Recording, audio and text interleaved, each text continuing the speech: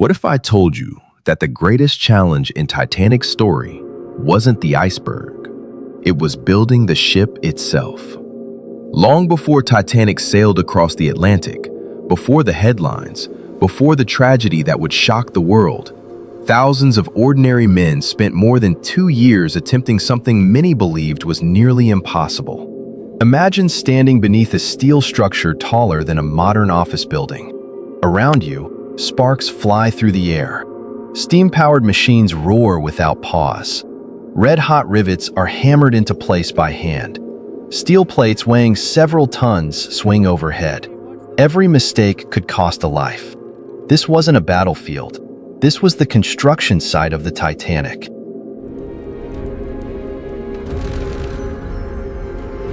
Welcome to the Fox Insight. In 1912, the world would remember Titanic as the ship that sank. But few people stopped to ask another question. How was such an enormous ship built over a century ago, without computers, without modern cranes, and without today's engineering technology? The answer is a remarkable story of ambition, innovation, determination, and extraordinary human effort. Today, we're going behind the scenes of one of history's greatest engineering projects to uncover the biggest challenges faced while building the world's most famous ocean liner. This is the untold construction story of the Titanic. At the beginning of the 20th century, the world was changing faster than ever before. International trade was expanding. Millions of people were crossing the Atlantic every year, traveling between Europe and North America in search of opportunity. Competition among shipping companies had become intense. Luxury, speed, comfort, and prestige were no longer optional. They were becoming essential. One company was determined to lead that race: the White Star Line. Instead of building the fastest ships on the ocean, the company chose a different strategy. They wanted to build the largest, the safest, and the most luxurious passenger ships ever constructed. To make that vision a reality, White Star Line partnered with one of the world's most respected shipbuilders, Harland and Wolff, located in Belfast, Ireland, then part of the United Kingdom. At the time, Harland and Wolff already employed thousands of skilled workers and had earned a reputation for building some of the finest ships in the world. But even for them, the Titanic project was unlike anything they had attempted before. The plan wasn't to build just one ship. It was to build 3 enormous Olympic-class ocean liners: Olympic, Titanic, and later, Britannic. Among them, Titanic quickly became the symbol of engineering ambition. Construction officially began on March 31, 1909, when workers laid the ship's keel inside one of the largest shipyards on Earth. That first section of steel marked the beginning of a project that would demand incredible precision, enormous resources, and the coordinated effort of thousands of people. But there was one major problem. No existing shipyard was large enough to build a vessel of Titanic size. Before workers could even start assembling the ship, Harland and Wolff had to transform its entire shipyard. Massive steel gantries were constructed above the building slips. These towering structures rose approximately 228 feet, about 70 meters, into the sky. They allowed workers to lift heavy steel sections high above the growing hull. Special cranes, lifting equipment, and workshops were added across the yard. Entire production systems had to be redesigned simply to handle a ship this large. Even before Titanic itself began taking shape, the shipyard had already become one of the biggest engineering projects in Britain. Then came the next challenge: steel. An incredible amount of steel. More than 2,000 large steel plates would eventually form the ship's hull.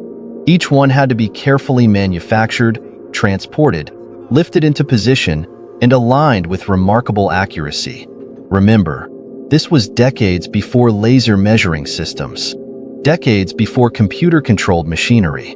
Everything depended on skilled engineers, detailed paper drawings, measuring tools, and human experience. If even a single plate was positioned incorrectly, it could delay work across the entire structure.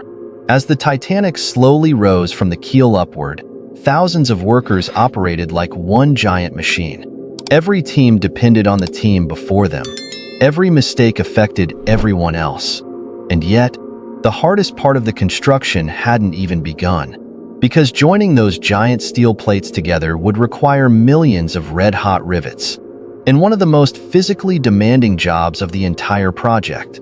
That challenge would test both the strength of the workers and the limits of early 20th century engineering. If there was one job that truly held the Titanic together, it wasn't designing the ship, it wasn't cutting the steel, it was driving millions of rivets into place, one by one, by hand. Today, large construction projects rely on automated machinery and hydraulic tools, but in 1909, none of that existed. To connect the massive steel plates that formed Titanic's hull, workers used rivets, short metal pins that permanently locked pieces of steel together. By the time construction was complete, the ship contained more than 3 million rivets. Installing them was slow, exhausting, and incredibly dangerous. A typical riveting team consisted of several workers, each with a specific role. One worker heated the rivets in a portable furnace until they glowed bright red. Another caught the hot rivet, sometimes using a metal can or specialized tool, and quickly inserted it into a hole between two steel plates. On the opposite side, another worker held a heavy iron support called a dolly bar firmly against the rivet. Finally, a riveter used a pneumatic hammer to shape the soft, glowing metal into a permanent fastener before it cooled. Every step had to happen within seconds. If the rivet cooled too quickly, the entire process had to begin again. Thousands of times each day, the sound of pneumatic hammers echoed across the Belfast shipyard. The noise was constant. Steel struck steel from sunrise until sunset. Communication often depended on hand signals because conversations were nearly impossible to hear over the machinery. For many workers, the workday lasted around 9 hours, 6 days a week. The job demanded strength, precision, and teamwork. One mistake could damage expensive materials. A larger mistake could seriously injure someone nearby. Working high above the ground added another level of danger. Much of the ship's outer hull had to be assembled while standing on narrow platforms suspended alongside the growing vessel. Safety harnesses, hard hats, and modern protective equipment were not part of everyday construction in the early 20th century. Workers often balanced on wooden scaffolding while handling heavy steel components and red-hot metal. Historical records show that accidents did occur during Titanic's construction. According to Harland and Wolff's documented employment records, 8 workers lost their lives during the period when Titanic was being built and fitted out, although not every fatality occurred directly on Titanic itself. In addition to those fatalities, many more workers suffered broken bones, crushed hands, burns, eye injuries, and falls. For many families in Belfast, shipbuilding was simply part of life. The work was difficult, the risks were understood, but it also provided stable employment in an era when jobs could be hard to find. As Titanic continued taking shape, another enormous challenge emerged. Weight. Every steel plate, every beam, every boiler, every engine added thousands of pounds to the growing structure. Engineers had to carefully calculate how that weight would be distributed throughout the ship. If too much weight concentrated in one area, it could affect structural strength, balance, or performance at sea. Without modern computer simulations, these calculations relied on mathematics, engineering experience, scale drawings, and years of practical shipbuilding knowledge. It was an extraordinary achievement of human planning, and the challenges were only becoming more complex. Because soon, workers would begin installing the heart of the Titanic, some of the largest steam engines ever placed inside a passenger ship. Moving those enormous machines into position would require engineering on an entirely different scale. By the time Titanic's steel hull began to dominate the Belfast skyline, the hardest work was far from over. A ship without engines is nothing more than a floating shell. Now came the challenge of installing one of the most powerful propulsion systems ever built for a passenger ship. Deep inside the hull, Engineers prepared space for machinery unlike anything most people had ever seen. Titanic was powered by two massive four-cylinder triple expansion steam engines and one low-pressure steam turbine. Together, these engines drove three propellers, two large side propellers connected to the reciprocating engines, and a center propeller powered by the steam turbine. It was an advanced design for its time. The system wasn't created simply to make Titanic fast. Its real purpose was to deliver smooth, reliable performance on long Atlantic crossings while efficiently using the steam produced by the ship's boilers.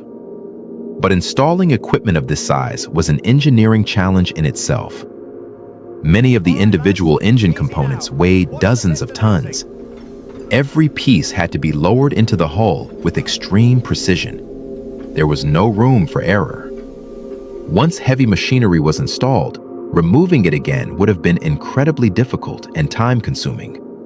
Everything had to fit exactly where the engineering drawing specified. Then came another enormous task: the boilers. Titanic carried 29 boilers containing 159 coal-fired furnaces. These boilers generated the steam needed to power the engines, produce electricity, heat parts of the ship, and support many onboard systems. Each boiler was massive. Transporting them into the ship required careful planning, specialized lifting equipment, and perfect coordination between workers. Even after installation, thousands of pipes, valves, gauges, and steam lines still had to be connected. Every connection had to withstand tremendous pressure once the boilers began operating. A single faulty joint could create dangerous steam leaks. For the engineers, precision wasn't optional. It was essential. As work continued below deck, another team focused on something passengers would never see: the ship's electrical network. Unlike many earlier ships, Titanic depended heavily on electricity. The vessel carried its own power-generating system, capable of supplying electricity throughout much of the ship. Electric lighting illuminated cabins, dining rooms, staircases, hallways, engine spaces, and public rooms. Electric elevators served first-class passengers. Ventilation systems, communication equipment, pumps, and other essential machinery also relied on electrical power. By the standards of the early 20th century, this was remarkably modern. Miles of electrical cable had to be routed through narrow spaces inside the ship without interfering with mechanical systems, plumbing, or structural components. Each department depended on the others. Engineers, electricians, plumbers, carpenters, and steelworkers often worked side by side in the same sections of the vessel. Careful coordination became just as important as technical skill. And then there was the ship's interior. While Titanic's engines represented industrial power, its passenger spaces were designed to represent elegance. Highly skilled craftsmen installed carved oak paneling, decorative plasterwork, marble fireplaces, stained glass, polished brass fittings, and luxurious furniture. The famous grand staircase became one of the most recognizable features of the ship. Much of this work couldn't begin until heavy construction was complete. That meant different trades had to work around one another while following a strict construction schedule. Despite the growing complexity, the project continued to move forward. Then, after more than 2 years of construction, one historic day finally arrived. May 31st, 1911. Thousands of spectators gathered along Belfast's waterfront.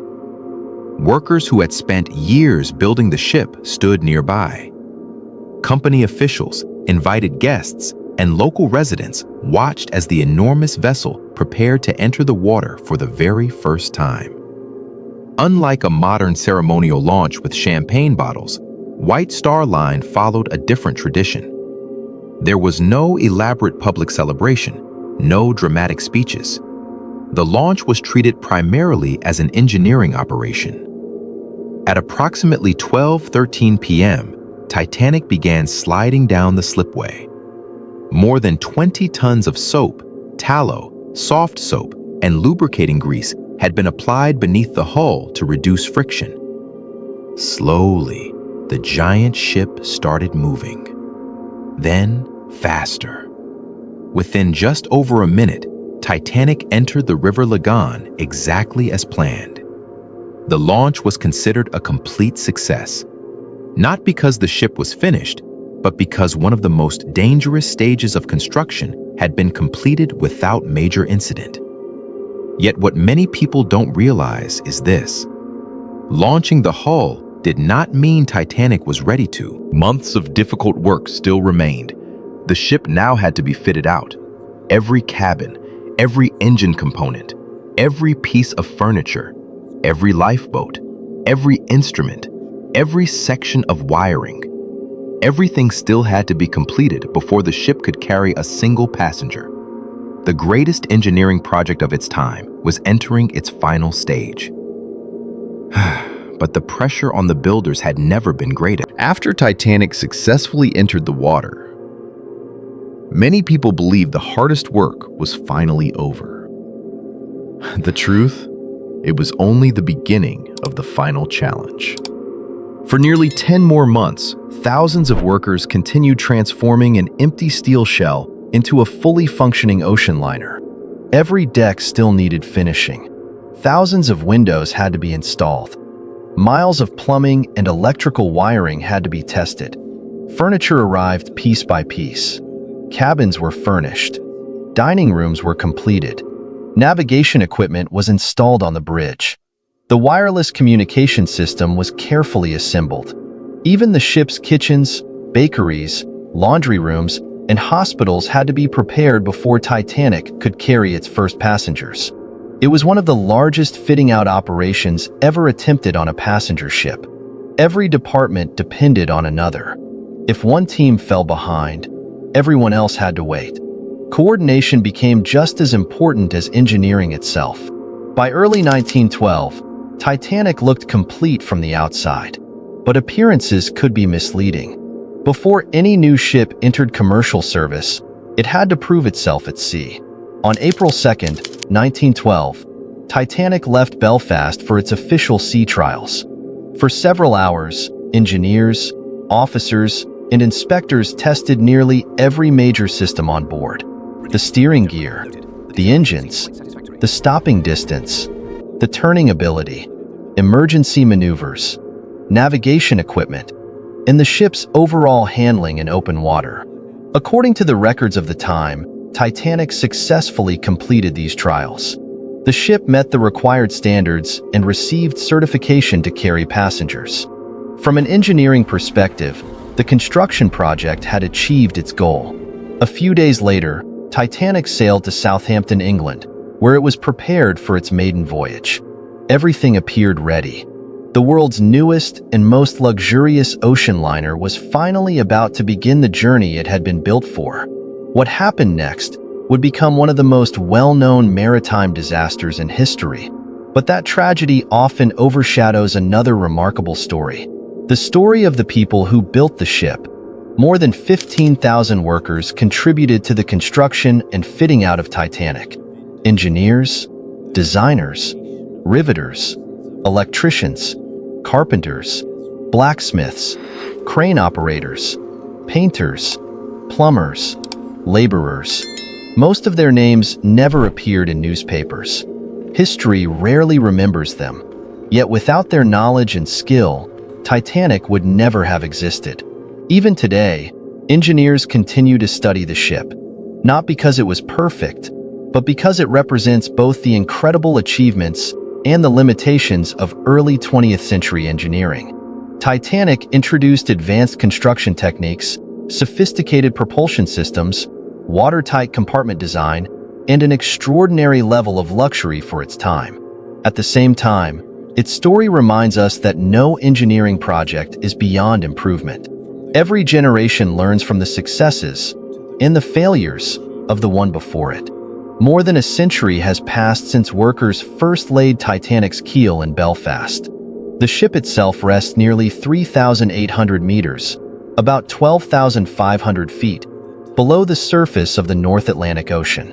But its construction remains one of the greatest industrial achievements of its era, not because it was called unsinkable, and not because of the way its story ended, but because thousands of ordinary people accomplished something extraordinary using the tools, knowledge, and technology available to them more than 100 years ago. Their work changed shipbuilding forever, and their legacy still survives in every conversation about the Titanic. Thank you for watching. If you enjoyed this documentary and want to discover more untold stories from history, engineering, and science, don't forget to like this video, subscribe to the Fox Insight, and join us for the next journey into the past. Until next time, stay curious.